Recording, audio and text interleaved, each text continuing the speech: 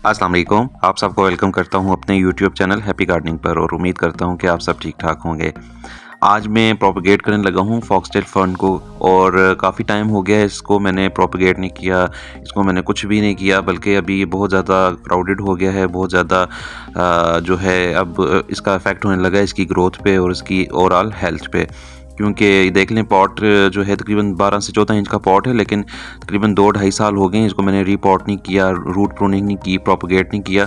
तो अब ये इतना ज़्यादा क्राउडेड हो गया है, रूट बाउंड हो गया है कि इसकी जो सॉइल है वो गमले से बाहर आ रही है, रूट्स अंदर बहुत ज़्यादा कंजेस्टेड हो गई हैं और बॉटम में से भी ये इसकी जो पानी है उस तरीके से ड्रेन नहीं हो पा रहा। तो वीड्स भी बीच में काफ़ी ऑक्जेलिस जो है काफ़ी आ गया हुआ है और हेल्थ जो आप देख लें थोड़ी मुतासर भी हो गई है। बीच में कुछ फ्रॉन्ट्स जो हैं उसके ड्राई हो रहे हैं और लीव्स भी उस तरह से फ्रेश नहीं दिख रहे।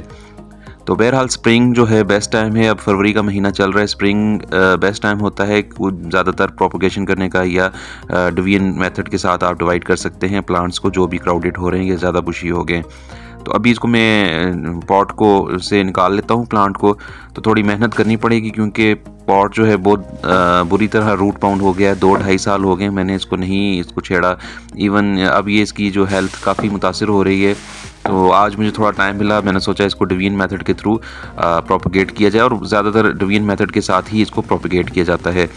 बहुत प्यारा प्लांट होता है शेड में ग्रो करने वाला या ब्राइट लाइट में, जहाँ पे हल्की फिल्टर्ड लाइट आती हो या वरांडा या कोई ऐसी जगह जहाँ पे टेरेस जहाँ पे आपके डायरेक्ट धूप ना पड़ती हो, ऐसी जगह पे जहाँ पे अच्छी ब्राइट रोशनी हो लेकिन डायरेक्ट सनलाइट ज़्यादा ना पड़ती हो, उस जगह पे ये बेस्ट ग्रो करता है।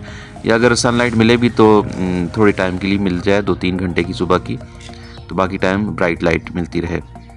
तो इसको बड़ी मेहनत से मैंने निकाल दिया है। देख लें कितना रूट बाउंड हो चुका है, बहुत ज़्यादा क्राउडेड हो गई हैं इसकी रूट्स और इवन नीचे से जो बॉटम में से मिट्टी है वो तो बिल्कुल गायब ही हो गई है, रूट्स इतनी कंजेस्टेड हैं। तो अब ये ना न्यूट्रिएंट्स प्रॉपर्ली अब्जॉर्ब कर सकते हैं अगर मैं इसको फर्टिलाइज़र भी ऑफ़र करता रहूँ देता रहूँ, लेकिन ये बेमकसद रहेगा क्योंकि रूट्स बहुत ज़्यादा क्राउडेड हैं। तो ये एब्जॉर्प्शन जो है बिल्कुल इसकी ख़त्म हुई हुई होगी। तो बहरहाल आज मैं मौका देख के इसको कर लेता हूँ प्रोपेगेट। ज़रूरी नहीं यहाँ पे इतना क्राउडेड हो के ही जो है प्रोपेगेट करें या उसको डिवाइड करें, तो थोड़ा जल्दी भी कर सकते हैं। कम से कम अगर पॉट में लगाया हो तो 1-1.5 साल के बाद आप कर सकते हैं प्रोपेगेट डिवीजन मेथड के थ्रू। बल्कि एक तरह से इनकी जो है ना रूट प्रूनिंग वैसे ही कर लिया करें 1-1.5 साल के बाद, क्योंकि देख लें रूट्स बहुत हैवी हो जाती हैं इसकी। तो किसी भी शार्प नाइफ़ की मदद से, सीजर्स की मदद से आप इसको डिवीजन इसकी कर लें, हाफ कट कर लें और फिर देख लें जिस तरह से आपको मुनासिब लगता है, प्लांट कितना घना है, कितना क्राउडेड है, उस हिसाब से इसको आप फर्दर डिवाइड कर सकते हैं। ज़रूरी नहीं हाफ 2 पोर्शंस में ही इसको डिवाइड करें। तो अभी देख लें मैंने 2 पोर्शंस में इसको हाफ कट करके डिवाइड कर दिया है। रूट्स मैंने खोल लिए हैं पूरी तरह से और बेफिक्र हो गया आप रूट्स इसकी करें, क्योंकि इनके जो होते हैं बल्ब्स होती हैं नीचे मोटे मोटे बल्बस किस्म का वो बना होता है मटेरियल, जिससे वो उसमें पानी स्टोर हुआ होता है। तो ड्राउट टॉलरेंट भी होते हैं, एक दफ़ा ये इस्टेब्लिश हो जाएं प्लांट्स तो ये ड्राउट टॉलरेंट भी होते हैं। थोड़ा पानी आप ना भी अगर देते हैं तो ये आराम से सर्वाइव कर जाते हैं। तो वैसे भी शेड में होते हैं तो इसलिए इतना मसला नहीं है। तो ये ऑक्जेलिस बहुत ज़्यादा ये वीट जो होता है बहुत ज़्यादा ग्रो हुआ है इस पौधे में, इस पॉट में, तो मुझे बड़ा वो उसको करना पड़ रहा है, क्लियर करना पड़ रहा है उससे। तो बहुत ज़्यादा उसकी जो कॉर्म्स बनी हुई हैं ऑक्जेलिस के बीच में, तो उनको मैं रिमूव कर रहा हूँ। तो नाइफ़ की मदद से आप साथ साथ इसको डिवाइड कर सकते हैं फर्दर जितना आपको लगता है, या अगर आपके पास पॉट्स हैं आप चाहते हैं मज़ीद उसकी थिनिंग करना चाहते हैं तो आप कर सकते हैं। तो ये रूट्स का जो पूरा वेब बना हुआ है इसको भी मैं आगे से हटा देता हूँ।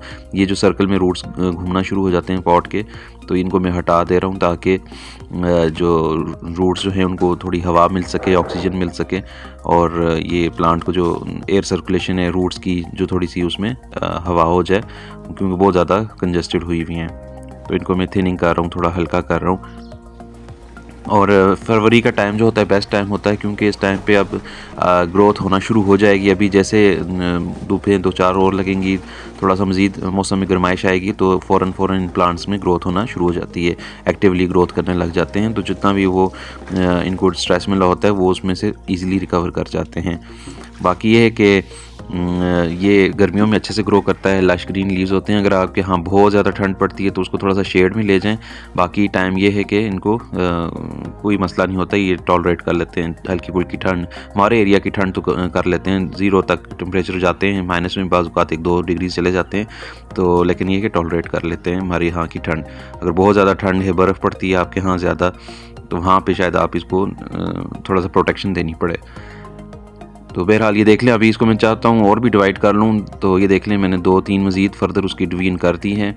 तो नाइफ़ की मदद से बस आपने एहतियात से करना है कि रूट्स इंटैक्ट रहें, ऐसा ना हो कि जो लीव्स या इनकी फ्रॉन्ट्स हैं उनसे बिल्कुल ये अलग करते हैं। बहुत केयरफुली बस सेंटर में रख के नाइफ़ उसको आपने हल्के हाथ से डिवाइड कर लेना है कि रूट्स भी बहुत ज़्यादा डैमेज ना हो और एटलीस्ट फ्रॉन्ट्स जो हैं वो रूट के साथ कनेक्टेड रहें। ऐसा नहीं है कि रूट्स अलग हो गई, फ्रॉन्ट्स जो हैं अलग हो गए तो थोड़ा मुश्किल हो जाएगा फिर आपको उसको स्टेबल करना। तो अगर आप बिगनर हैं तो आप बहुत ज़्यादा डिवीजन ना ही करें, सिंपल हाफ कट करके 2 पोर्शंस में डिवाइड करते हैं। और अगर आप थोड़ा सा एक्सपीरियंस रखते हैं गार्डनिंग में तो आप फर्दर भी थिनिंग कर सकते हैं, हाफ कट के बाद भी उसकी मज़ीद फर्दर डिवीजन करके और थिनिंग करके प्लांट्स मज़ीद प्रोपगेट कर सकते हैं।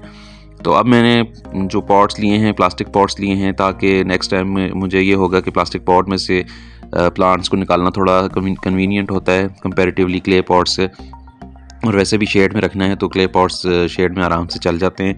इसलिए अब इस दफ़ा मैंने यही सोचा है, जितनी डिवीजन करूँगा इन प्लांट्स को, जितना प्रोपगेट करूँगा तो इनको मैं प्लास्टिक पॉट्स में ही लगाऊंगा, ताकि नेक्स्ट टाइम जब मुझे प्रोपगेट करना हो या फिर इनको रूट प्रूनिंग करना हो, थिनिंग करनी हो, ज़्यादा क्राउडेड हो जाए तो मुझे ईज़िली पॉट में से निकालने में आसानी रहे।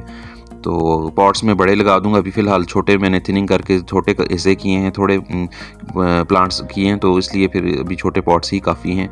जैसे ये इसमें स्टेबल हो जाएंगे तो फिर मैं इनको मौका देख के बड़े पॉट्स में भी शिफ्ट कर दूंगा। एक दफ़ा इसमें सेटल डाउन हो जाएं उसके बाद फिर मैं इनको बड़े पॉट्स में भी शिफ्ट कर दूंगा।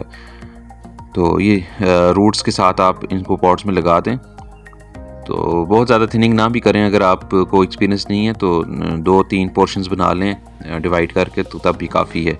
तो अब इसमें साथ साथ मैं इसमें रूट भी डाल दूंगा, सॉइल डाल दूंगा सॉरी, और गोबर खाद डाल दूंगा ताकि इसको थोड़ी सी एनर्जी भी मिल जाए, सॉइल अमेंड हो जाएगी गोबर खाद के साथ से, तो फिर ये अच्छी हेल्दी ग्रोथ करना स्टार्ट कर देंगे 1-2 हफ्ते के अंदर अंदर ही। तो मैं वीडियो फर्दर बनाऊंगा जब थोड़ा सा ये एक्टिवली ग्रोथ करने लगेंगे और थोड़े स्टेबल हो जाएंगे, फिर आपको अपडेट वीडियो भी बना के दिखाऊंगा कि इनके किस तरीके से अपडेट है, किस तरह से ये ग्रो करना स्टार्ट हो चुके हैं। तो अच्छा प्लांट है, प्यारा प्लांट है। अगर आपके घर में ज़्यादा शेड रहता है तो आप ये पॉट्स में लगा के तो अपने घर में ग्रीनरी को ला सकते हैं। बहुत खूबसूरत वाइब्रेंट इसका है, लश जो कलर होते हैं ग्रीन कलर, और स्पेशली गर्मियों में जब एक्टिव ग्रोथ हो रही होती है तो बहुत प्यारे फ्रेश कलर्स इसके होते हैं। ग्रीन लश ग्रीन कलर बहुत प्यारे लगते हैं आँखों को, तो ये आप ज़रूर लगाएं, बहुत प्यारे लगते हैं शेड गार्डन में आप अपने। तो बाकी जो भी बीच में ड्राई लीव्स हैं या कोई इस तरह की स्टेम्स ड्राई हो गई हैं, ब्राउन हो रही हैं, उनको मैं हटा रहा हूँ। तो बाकी खाद मिट्टी मैंने मिक्स कर दी है और यही खाद रहती है। मैं हमेशा अपने प्लांट्स में ऐसे ही करता हूँ, जब भी प्लांट लगाता हूँ उसी टाइम पे मैं गोबर खाद या जो भी मेरे पास होता है वो मैं लगा देता हूँ। तो ये देख लें पॉट इस तरीके से तैयार हो गया। ये तकरीबन 8 से 10 इंच का पॉट है। तो ये बाकी प्लांट्स भी मैं आपको लगा के तो फिर दिखाता हूँ।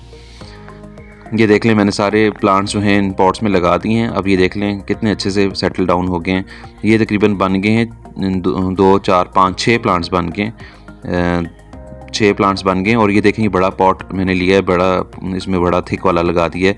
इसमें ज़्यादा थिनिंग नहीं की एक हिस्से में, तो उसको मैंने पूरे एक बड़े वाले प्लास्टिक पॉट में लगा दिया है। तो बहरहाल आप भी इस तरीके से अपने प्लांट्स को प्रोपेगेट कर सकते हैं। और बेस्ट टाइम चल रहा है फरवरी का, तो इंशाल्लाह नेक्स्ट वीडियो में मिलूँगा किसी और प्लांट के साथ।